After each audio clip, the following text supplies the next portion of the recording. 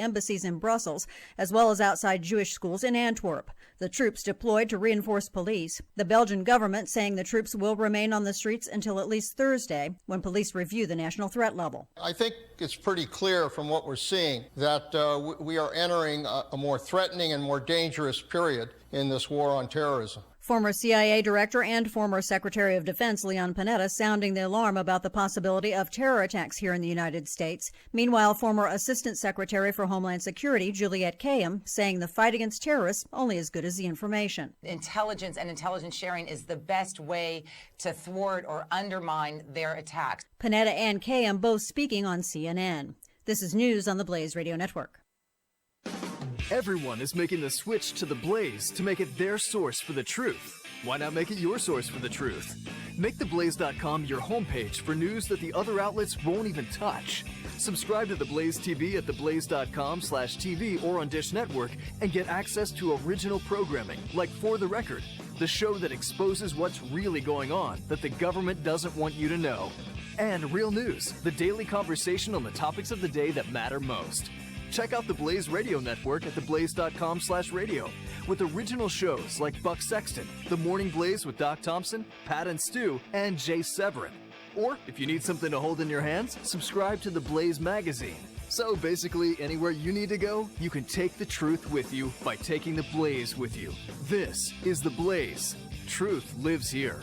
So just to recap, anywhere you need to go, you can take the truth with you by taking the Blaze with you. Find out all the ways at theblaze.com. Police in Florida investigating a fatal shooting at the Maburn Square Mall. The suspected gunman reportedly dead after wounding 2 people in the mall's food court area. Witnesses saying the gunman shoots himself after firing several shots. The complex and the mall now closed. An American Secretary of State in Paris has some comparing it to a Saturday Night Live skit. The Blaze Radio's Brad James. All you got to do is call. Secretary of State John Kerry pulling in singer James Taylor to sing You've Got a Friend for the French, hoping it might smooth over the U.S. having little presence at the France Solidarity Rally against terrorism. Former Republican Governor Mike Huckabee. It was just an incredible moment to watch this. An embarrassing moment, quite frankly. I mean, I'm sure it had good intentions, but whoever thought that that was a good optic? I mean, clearly they're embarrassed for the fact that the President of the United States was the only major world leader of any consequence other than Kim Jong-un and Putin, who didn't show up in Paris, arm in arm, to show some solidarity with the French, and I guess he was watching football playoffs. Huckabee on Fox and Friends. A terror crackdown in Europe, having one U.S. lawmaker saying the U.S. needs to take the threat of ISIS much more seriously. It just doesn't get much worse where the president is doing nothing to protect Americans or America's interest around the globe. Pennsylvania Republican Congressman Scott Perry, a member of the House Intelligence Committee, with some sharp criticism for President Obama as multiple raids across Europe target Islamic terrorist cells and make dozens of arrests. Radical Islam is on the rise, and our president is doing absolutely nothing to protect America or America's interests. The question really should be what can America be doing about it? And right now, the president is taking the lead on doing absolutely nothing. Perry speaking on the record on Fox News. I'm Chris Vermillion, The Blaze News. And I'm Kay Long with news on the Blaze Radio Network. Truth lives here.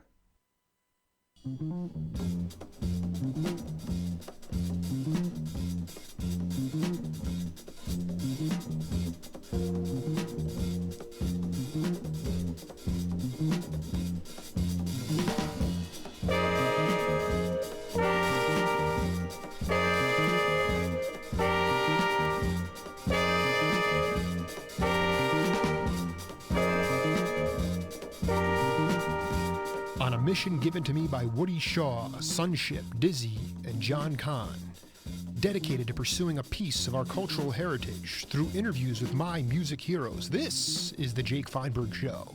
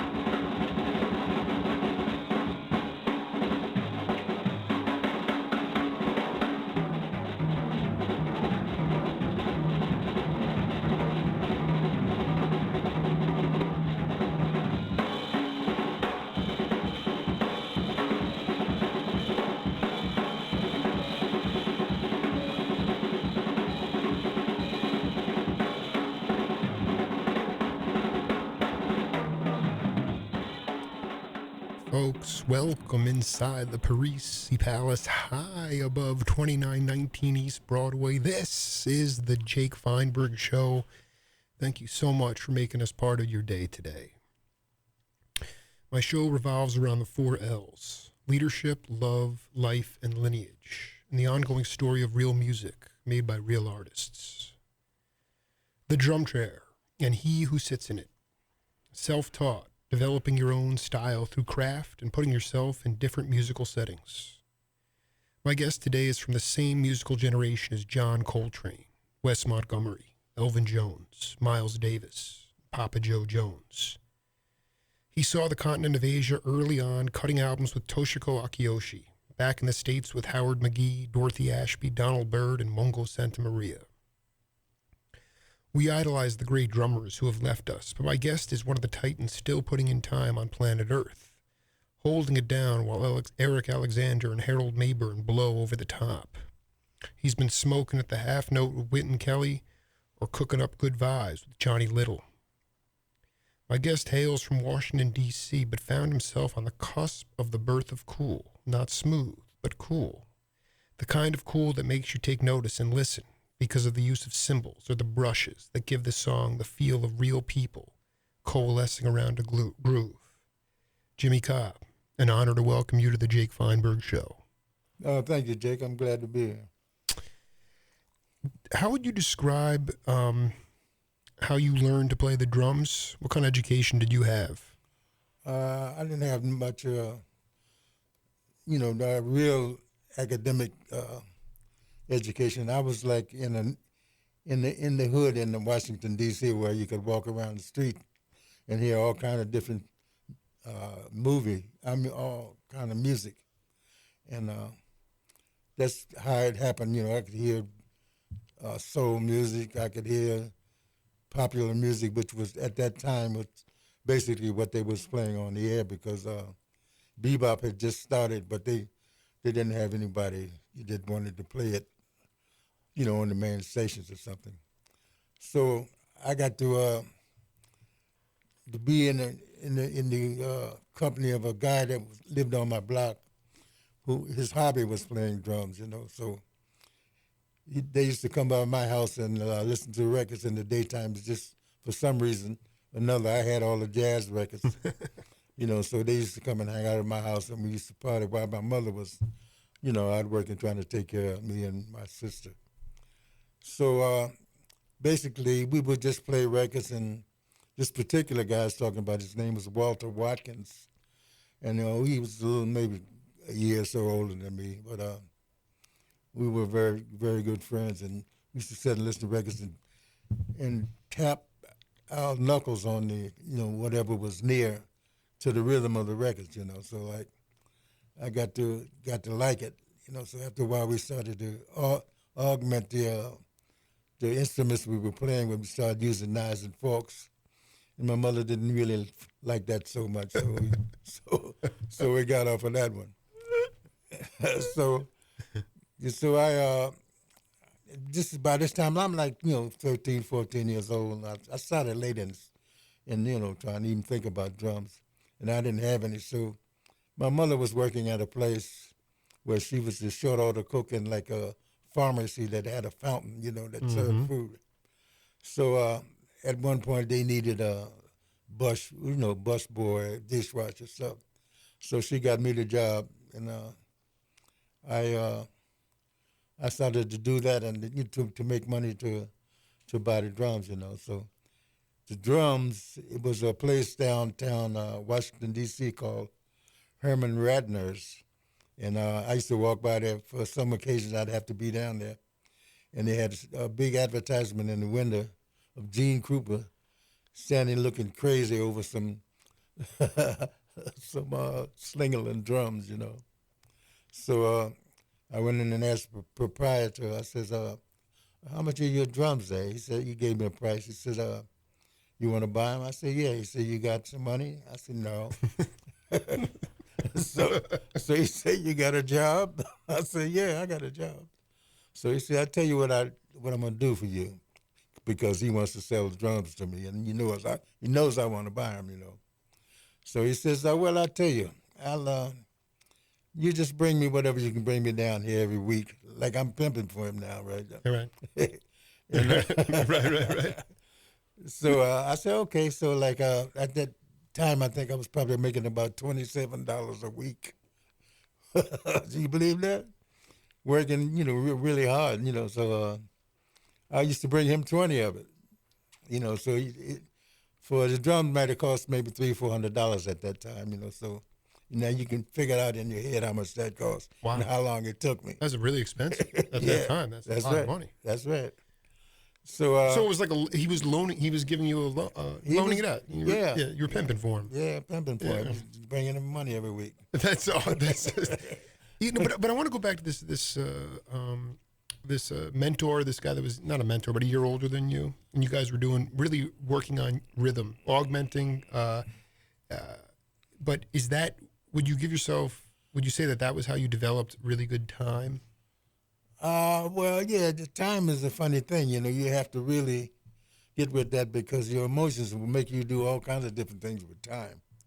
You can start out in one place and be thinking of something else if you're not paying attention and go someplace else. Get faster or get slower or something like that. So it's a thing that you really have to work on a lot, and find a way to steady yourself, and that takes a while. You have to go through a lot of things to do that. One thing I used to do was listen to the records and try to play along with the records. But that has some flaws in it too because sometimes the turntable would slow down or get faster because whatever, energy change or something. I don't know. So, but another thing that came up that would really help me was when they started to make these rock band things, where they just a drummer puts a rhythm in a loop, and they keep playing it over and over. So that way it stays the same all the time, So if you get ready to, if you practice with that, it's more steady than if you was doing it, like with the record, with the recording plate, Can you talk, but in your own experience, being able to, a time early in even before you were truly a professional, when your emotions got the better of you, but you were able to, I don't want to say control your emotions, but that you were able to facilitate it so that you were able to keep it, hold it down. I think it's just really important to talk to younger generations because it's not because everyone's used to the digital drum loop now. Yeah, well, young people can't hold their emotions down, man. I think you probably have to grow out of that or learn how to handle it, and that takes a while. So young people handling their emotions, I'm not too sure they can do that too tough, too quick. So like this is the thing you have to work through, and just do the best you can, and find the best resources that you think would help you get to where you need to be. Can you talk a little bit about? I just think you're the most appropriate person to ask is just the idea of music coming out of the community. When you were growing up, that people in the community, like for instance, what was the venue in the neighborhood that you would go see? People come through, Byrd, or who did you see come through?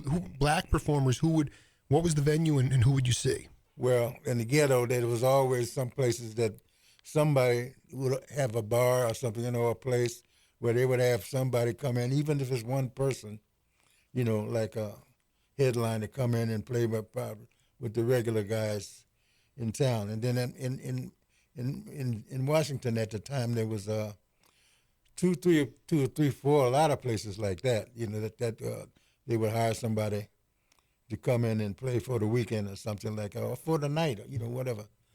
But we had a variety theater that on Friday nights, on Thursday night, it would end the week for one group. Friday would start another group for the next week, and that was all kind of things like variety acts. You may even see guys skating on, tap dancing on skates, whatever came in, those kind of acts. And they would always have some band, or they would use the house band or something like that but there was always something different every week that came to town for the variety theater thing.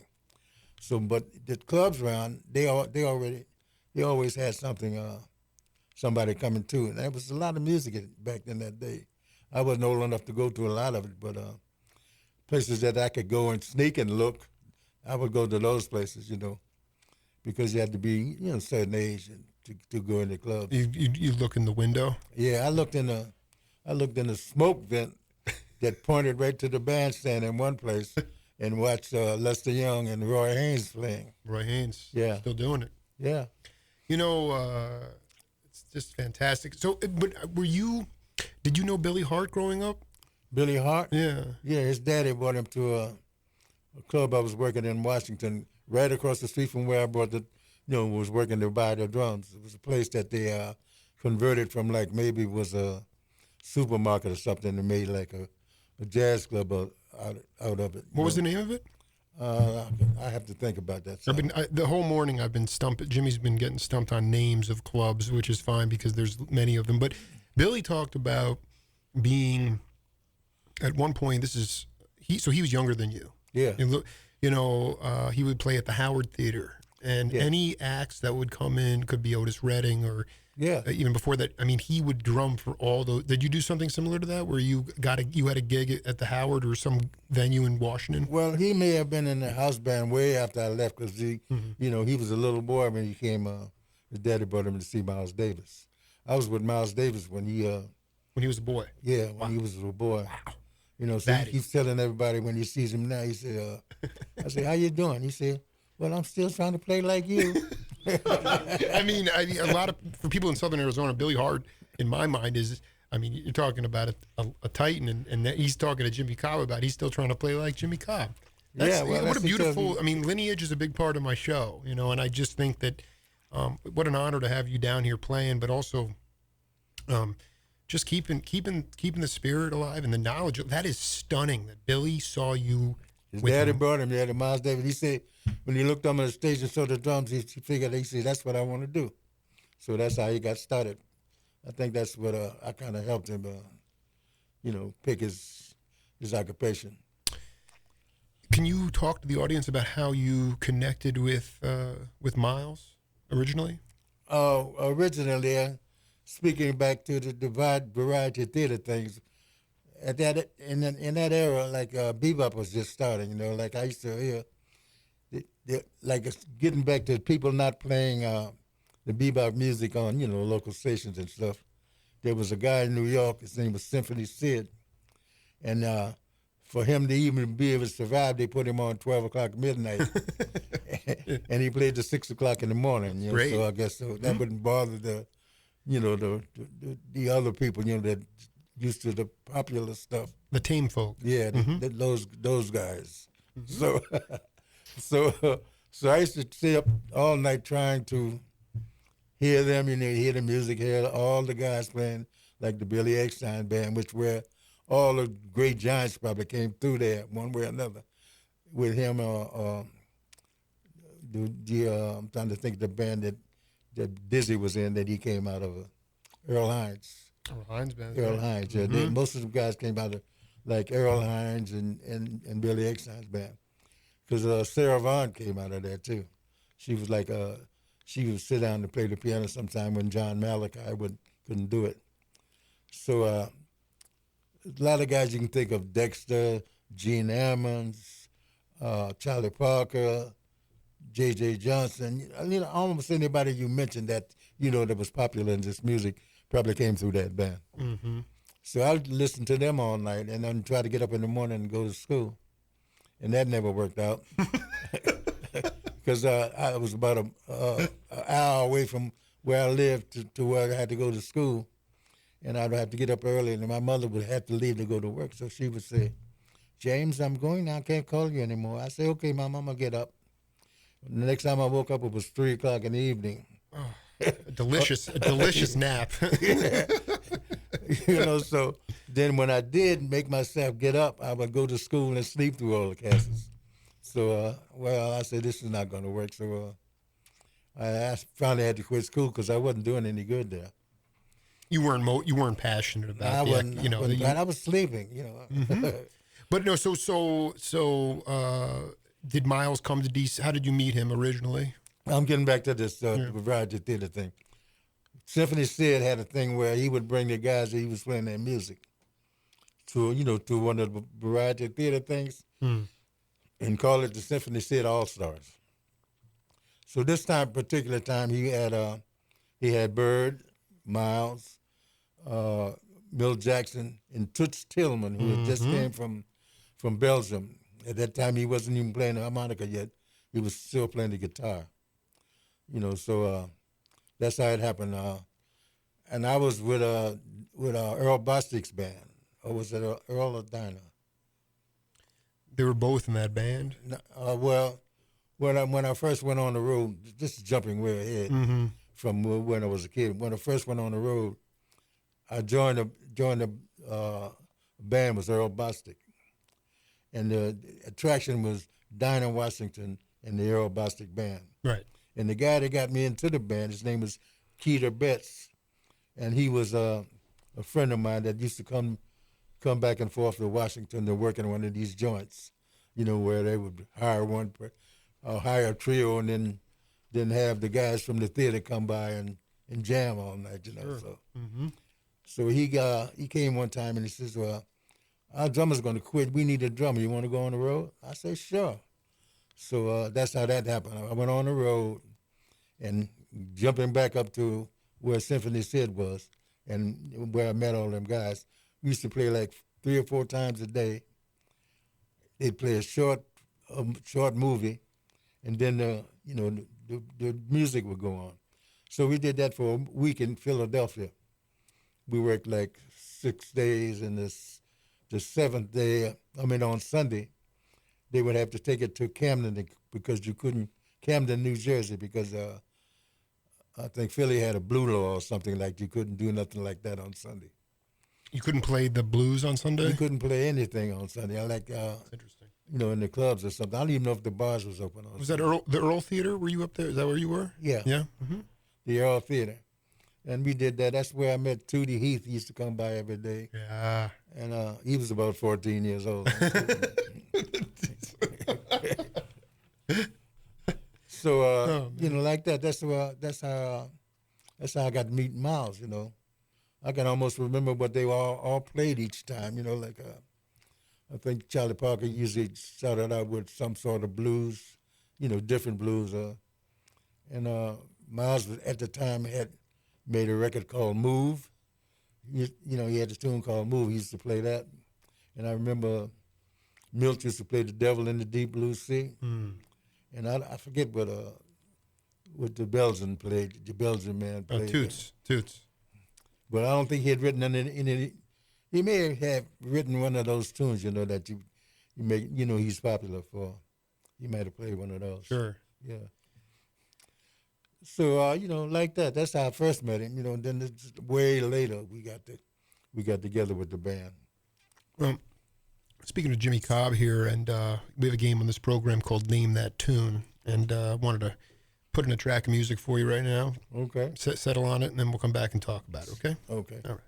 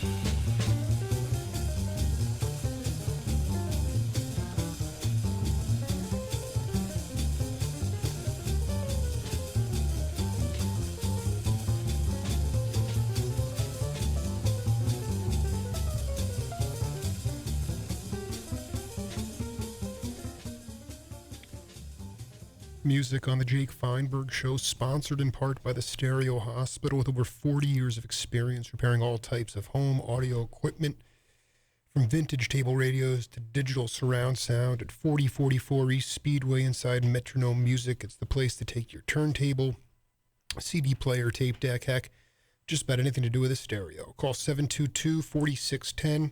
Check them out. All right, Mr. Cobb, you want to take a guess at what that was?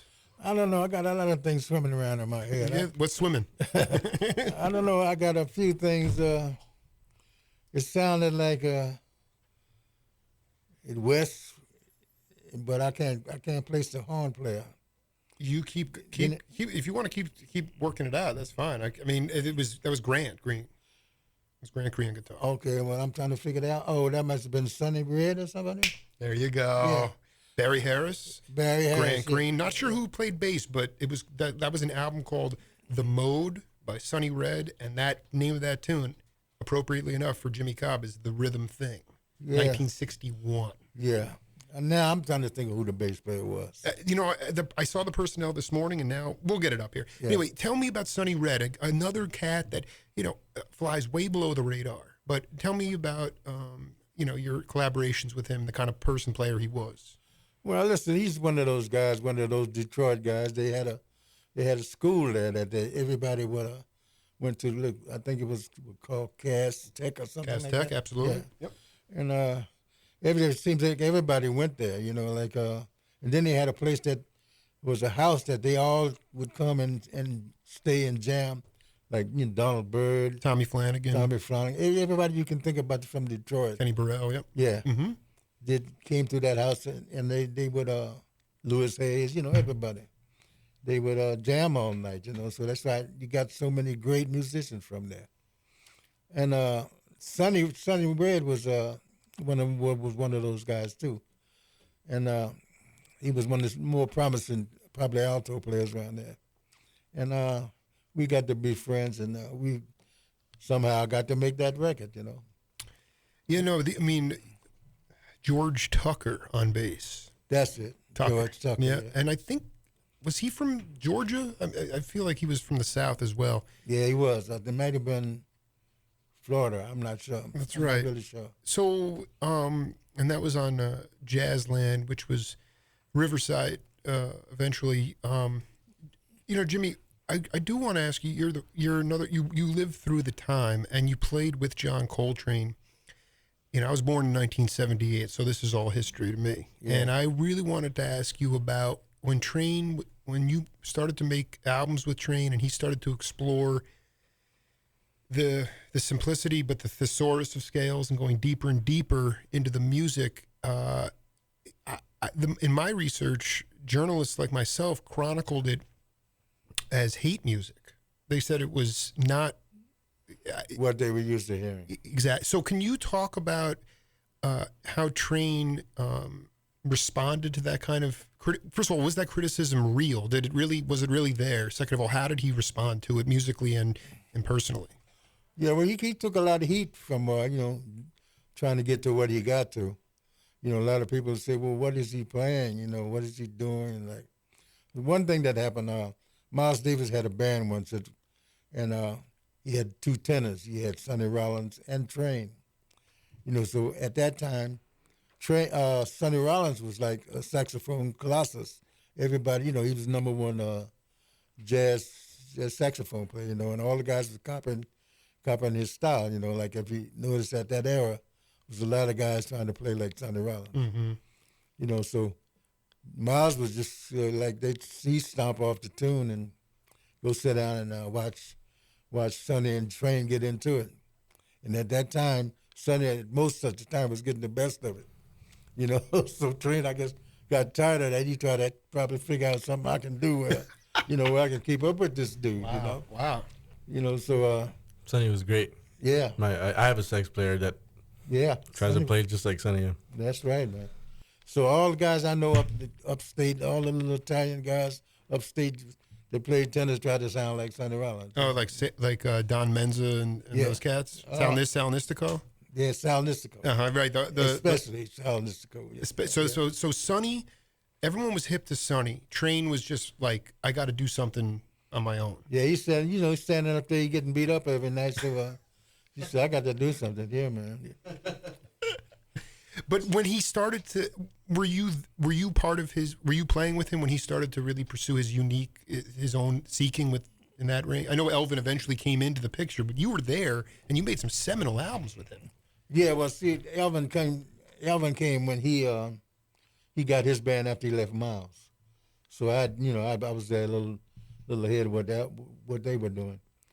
So I was about to say something that slipped my mind. It's probably... Well, no, I really want you to talk about how, when Train started to perform live, how it was how was it received by the audience and by the journalists, Oh, man, he caught... what were they saying? He caught flack. I don't know, he was playing one time, and one lady jumped up in the audience and said, "Make him stop." Sounds like my wife. Could have been.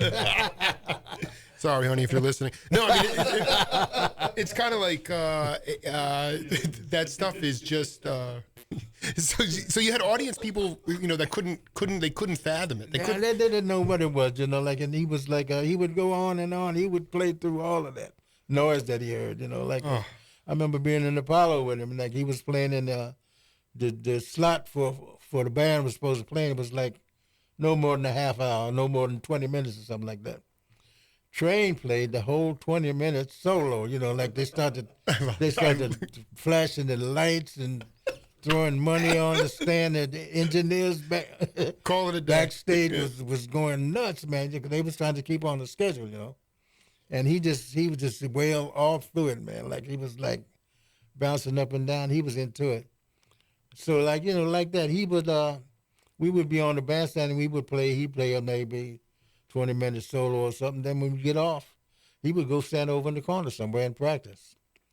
So he worked hard to get to where he got to, man. As a drummer, how do you I've been doing a lot of transcribing of interviews, and guys talk about playing behind singers, and you played a lot behind. And you got to keep time. Yeah. But when you're playing behind somebody who's just blowing for 20 minutes, how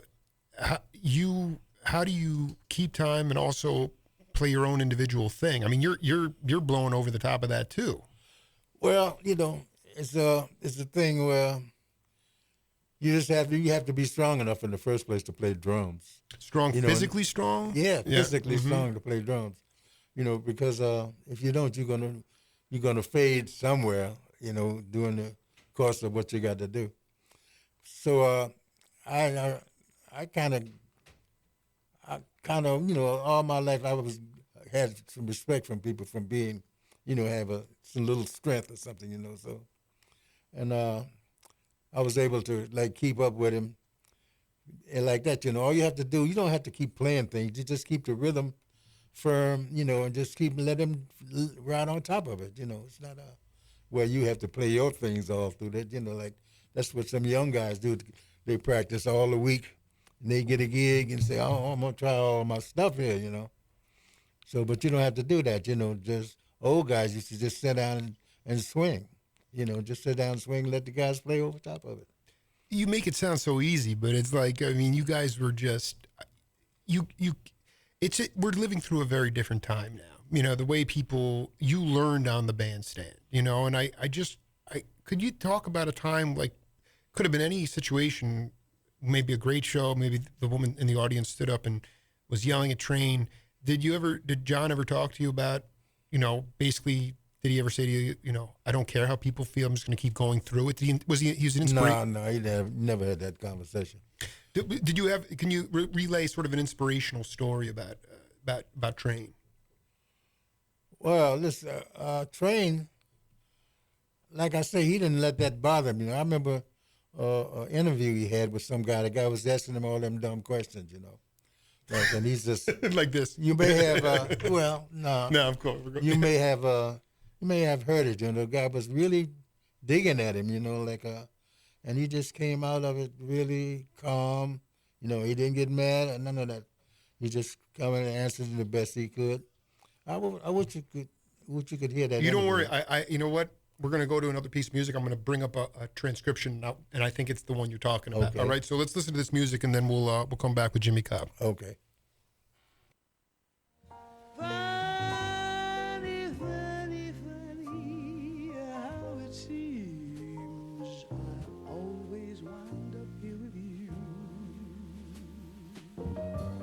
Nice to know somebody loves me. Funny, funny, funny, funny how it seems that it's the only thing to do. Run and find the one who loves me. Who loves me. What I feel. What I feel has come and gone before. No need to talk it out. We know what it's all about. Hanging around, nothing to do but frown. Rainy days and Mondays always get me down.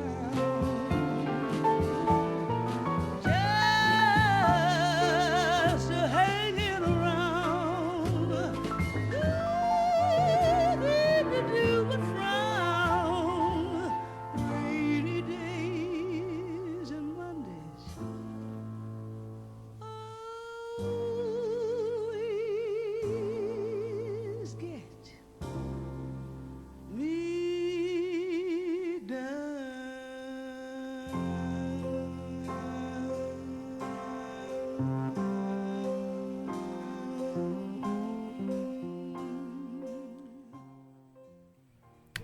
All right, I think you're going to get that one, actually.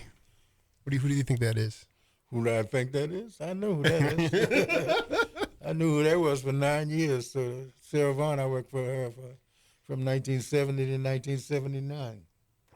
Rainy Days and Mondays, which was actually a Carpenter's tune, cover tune. But what I love is the reason I played the back end of it is just that gallop, little gallop that you had going there. I mean, I interviewed Joe Sample before he passed away, and he talked about. I asked him about drummers, today's drummers, and he said he was talking more about cymbal work. But I look at that. Can you just talk about, not having to just playing subtly and tastefully like that? It was so it added to the music, but yet you weren't. It wasn't like look at me, look at me. Well, no, it's not supposed to be look at me, look at me. It's for, if you're playing for a singer, it's look at her, or look at him, look at him. So all I have to do is, pay attention, listen to what's going on, and not try to overshadow. If she's a singer, not try to overshadow her because she's a singer, and she wants to be heard. So you play within the realm of what she's comfortable with. If that's with the slow brushes, that's what you do. If she wants something different, that's what you do. So the only thing that I knew about Sass is that she wanted, it's soft when it was supposed to be soft, and you do whatever you want when she thinks she's a saxophone or something. Right. Can you talk, it's funny, I look at your activity in the 70s when music really was changing dramatically. You went from acoustic to electric instrumentation. FM radio was changing. You had rock coming into the mix. You really you really were with Sarah for most of the 70s. Is that right? All of the 70s. Unbelievable. That was a live double album on Mainstream from Japan. And I just was hoping you could talk. We were talking in the green room before. Could you that rhythm section with Carl Schroeder and can you talk about the bass player? I'd like to talk about that group because it's not. I'm used to seeing Cannon and Wynton and all these guys, and this was a different kind of trio. Yeah, I'm trying to think. I'm trying to really remember who the bass player was. Well, you told me who it was. John Gianelli. Thank you very much. Yeah. Yes. And they made Bobby Shedd was the guy that was running Mercury Records at the time. Mainstream, yeah. Yeah, and he made the bass player famous because he turned the bass way up on that record. I love what Shad did. I have to be honest. I mean, what my favorite period of music is 65 to 75, and when I look at the kind of stuff that he was doing and trying to give that kind of exposure to your your to those kinds of musicians. The tribe is not that big. Yeah, Shad did his best in his own way. Yeah. But that I just want to read you this before this is going back to the train thing. This is from an interview I did with Billy Hart, who grew up watching Jimmy Cobb play drums. They asked Coltrane one time, Mr. Coltrane, what are you trying to do with your music? In a lot of people's minds, his music represented the Afro-American Revolution of the 60s. Yeah. And he said, correct me if I'm wrong, but every culture on the planet has a classical music. To which culture are you referring to? North America has a classical music and no one refers to it. There comes a point when the individual has to decide when to dance and then listen and dance. I think what he was saying was that,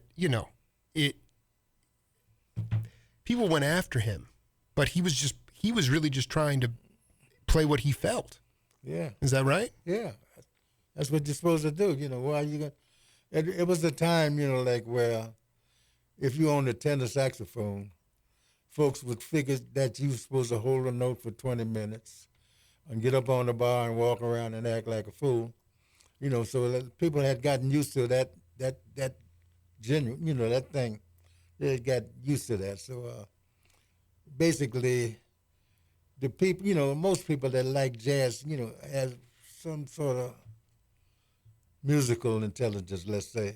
Right. Like it's not like I'm not putting anything down.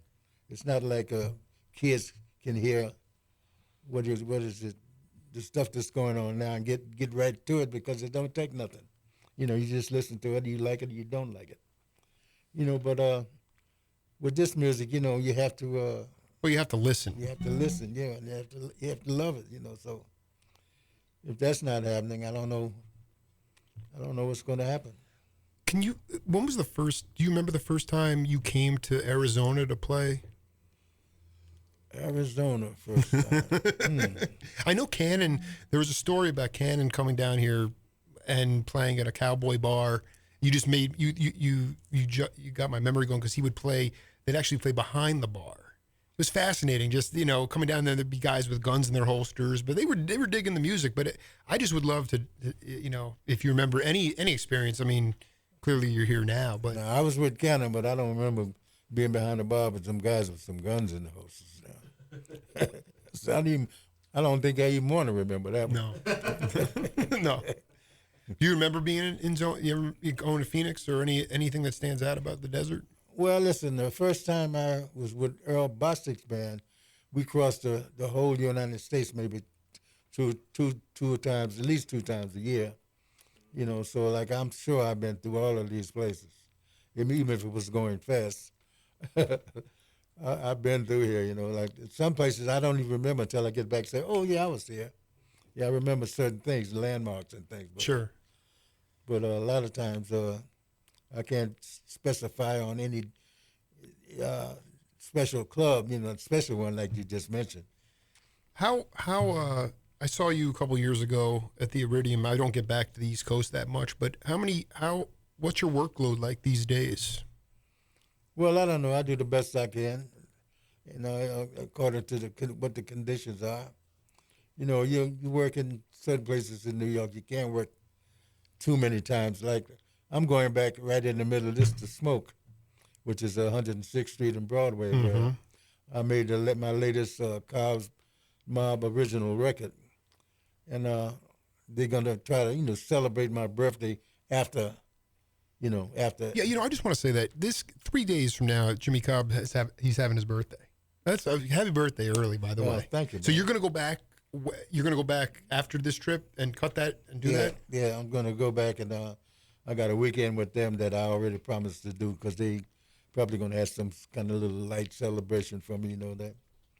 So I'm gonna go back and do that. And I might come back because my wife wants to stay out here and recuperate.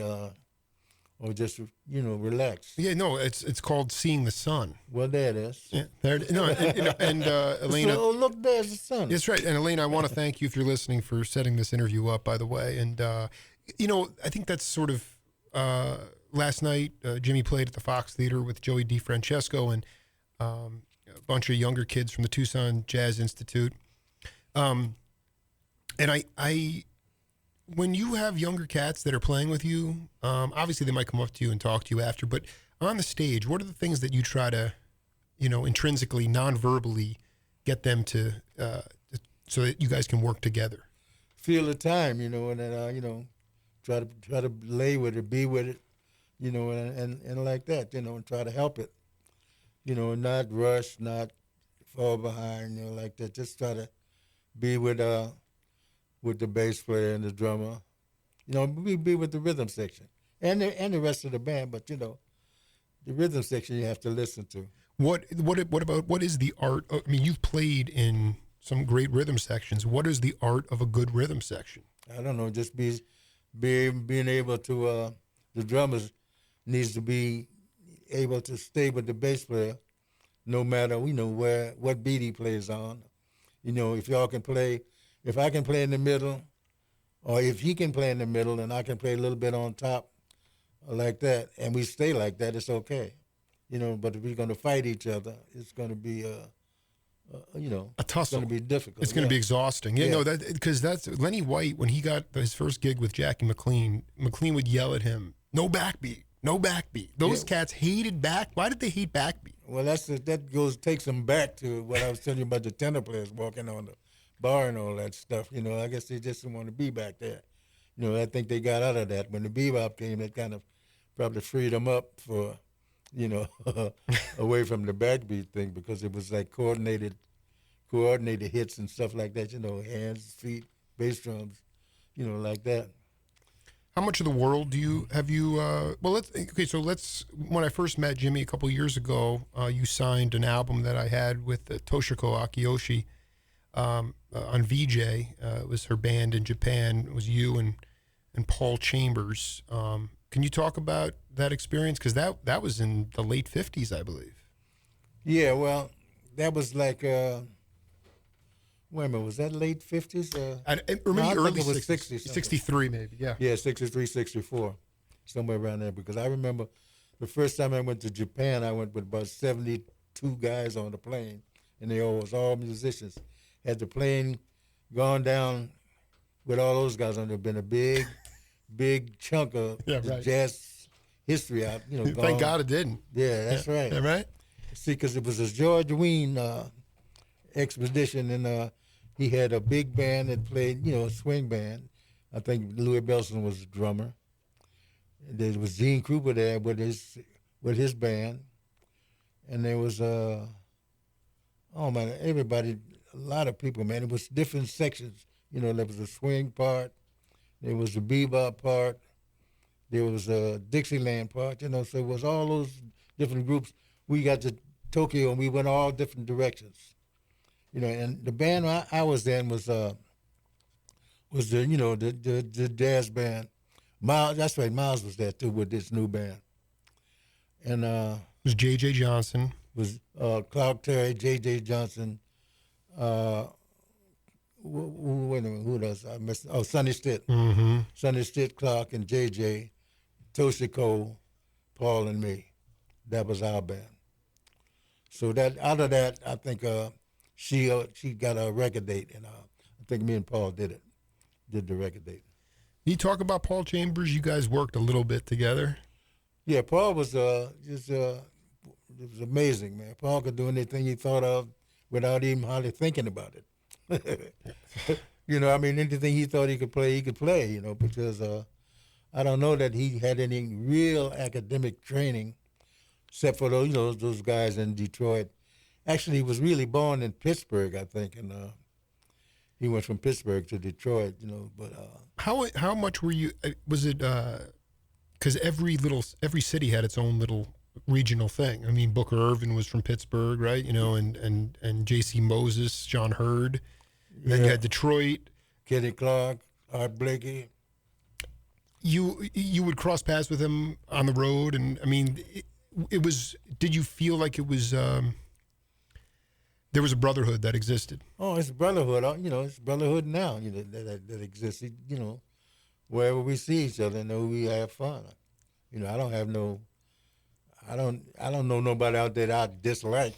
No, but I mean, is that in your generation, that brotherhood still exists. I mean, you see the guys there, and that to me is that's the love that exists within the music and the people. And that's really what my show is about. It's just trying to sustain that spirit and that feel, because even the younger guys that got a chance to play at the back end of the careers of the guys that you played with, Ken and Miles, all these guys, I mean, they always say, I try to keep that feeling in the music, that feeling. It has nothing to do with chops or technique or it's the feeling. Yeah, and that's what I'm trying to go and promote for the future. That's really what my show is. Okay, well, that's a good one. Let's, in our remaining moments here with Mr. Jimmy Cobb, let's play another piece of music and then we'll come back, okay?